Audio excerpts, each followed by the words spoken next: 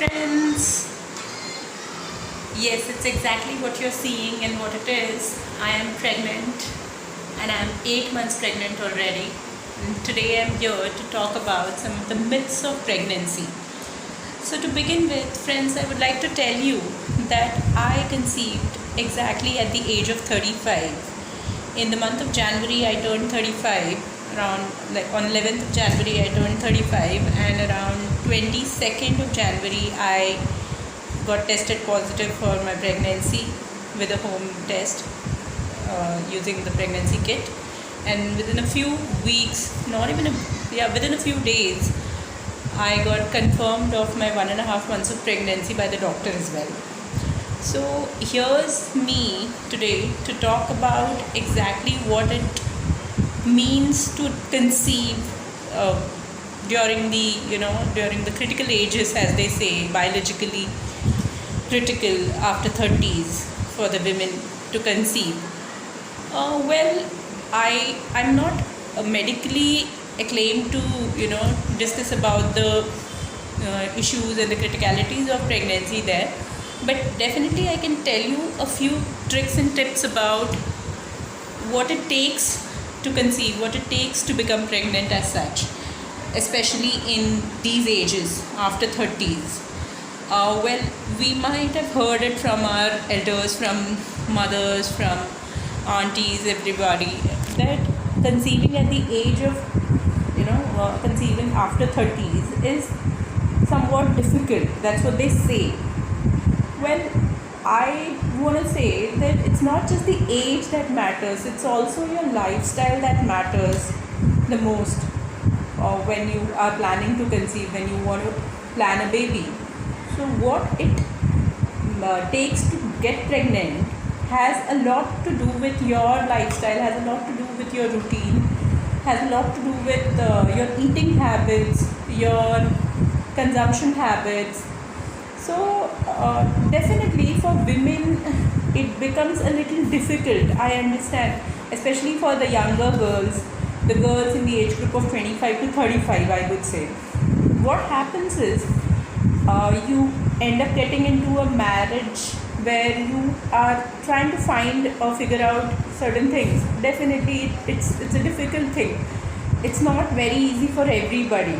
Okay, so when it comes to getting pregnant, when it comes to conceiving, there is a family pressure there's a societal pressure there after getting married. So the first thing what you need to identify with yourself is what is it that you are looking forward to while becoming a mother, of course. That what do you want from your what kind of lifestyle are you expecting, basically. So many have certain habits. Okay, I mean, I am not judging those habits, but yeah, there are certain habits, especially in a metro world, in a cosmopolitan world like this, wherein girls end up getting into girls end up consuming those habits, having those habits in their life, like smoking, consuming alcohol, and then eating junk. See, I completely understand the lifestyle is such, the struggles are such that it's very difficult to keep up with your habits, to keep healthy habits as such in life. But it's not impossible. So what I need to tell you is, if at all, especially in a marriage where you, your partner, your families are looking forward to having a baby, what you need to do is you need to first list down certain things. You need to first understand where is your lifestyle heading to. What is your current lifestyle? What are the changes that are needed in that lifestyle? It could be to do with your daily habits, daily routines. If you're a working woman, what is your routine exactly? You must be getting up early or somewhere at around 7:30, 8 o'clock in the morning. You must be starting your work at 9:30 or 10 o'clock in the morning. What is it that you are doing exactly before starting your work? Like, if you are waking up in the morning, See, I understand again that it's not possible for every lady, every girl to start with yoga or start with exercising in the morning, because she has other responsibilities in the house too. But if at all, if it is possible, if at all you can make it a part of your routine, you can start with breathing exercises. You can start with some basic exercises. It need not be very strenuous. You need not start with push-ups and everything at the same time, but you can definitely start with some basic breathing and basic pranayama, basic yoga exercises that suit your body, right? So that can help in bringing certain flow to your lifestyle, certain lucidity to your routines. And now coming to your breakfast habits. Now, what do you exactly eat in the breakfast? Is bread, butter, or bread and jam, or whatever that is convenient for you to eat in the morning, a regular thing? Then you need to bring some changes.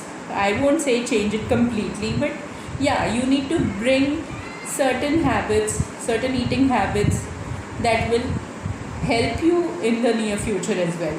Like, you can add sprouts, you can add eggs to your diet in the morning.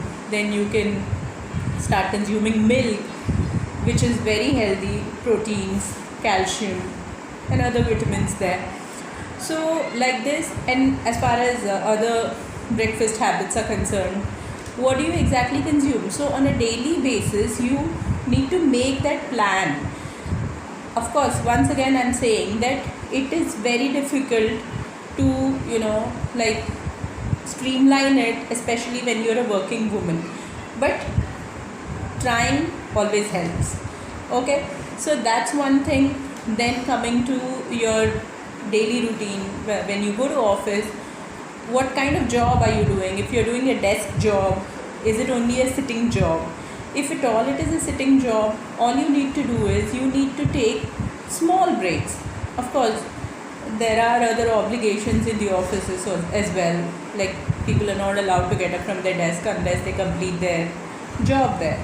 But you have to bring that change yourself. You need not explain it to anyone. That's your physical need, that's your bodily need. Okay, so what you need to do is you need to at least get up once within an hour and a half, at least once.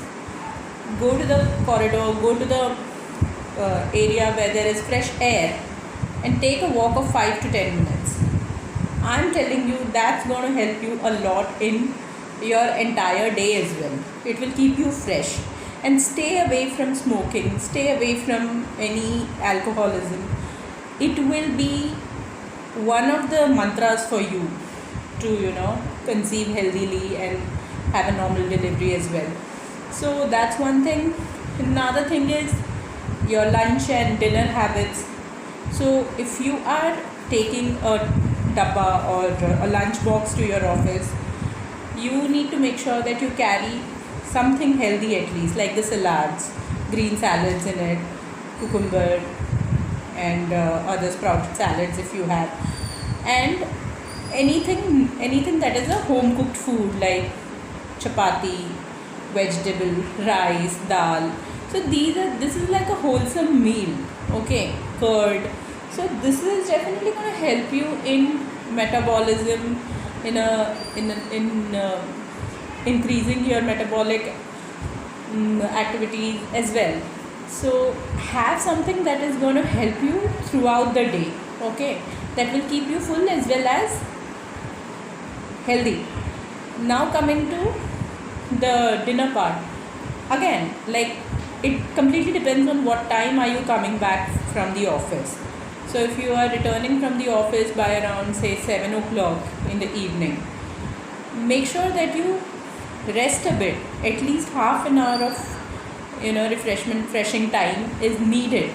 So take that half an hour. Don't just simply start off. Take that half an hour for yourself, refresh yourself, and then start what you want to do for dinner, or whatever the other priorities may be. So that's another thing. And in dinner, ensure that you keep something nutritious as well. it need not be something just to, just because you're hungry you end up eating something a lot. That should not happen. That should be nutritious as well. So for nutrition, once again I'm saying that your dinner habits have to be like really healthy. That will keep you full.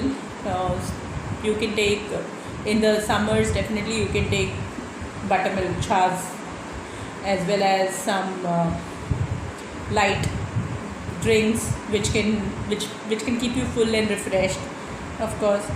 uh, and avoid taking aerated drinks as well.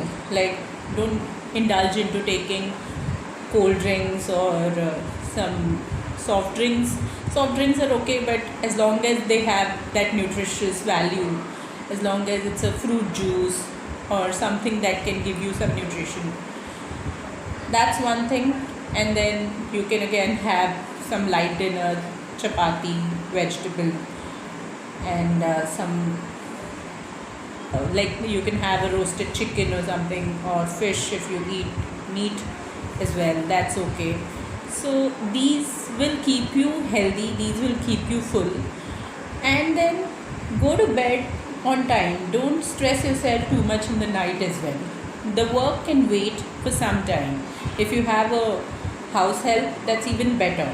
So just try and keep it minimal and try and keep it healthy. That's what is the mantra behind all this. Just continue this for at least 6 months and you will see the results. Trust me. Nothing can stop you from achieving what you exactly want in life if you bring your lifestyle to that level. Okay. See you guys again with more such gyan or whatever. See, I do want to give this gyan, but it's just that I want to help many women out there who are struggling, who are suffering. It should not become a mental issue or it should not become an emotional issue, right? Nothing can stop you, okay? You are the power in yourself. So take care of yourself, take care of your health, stay healthy, eat healthy, and lead a healthy lifestyle. Bye bye, guys. Bye bye, friends.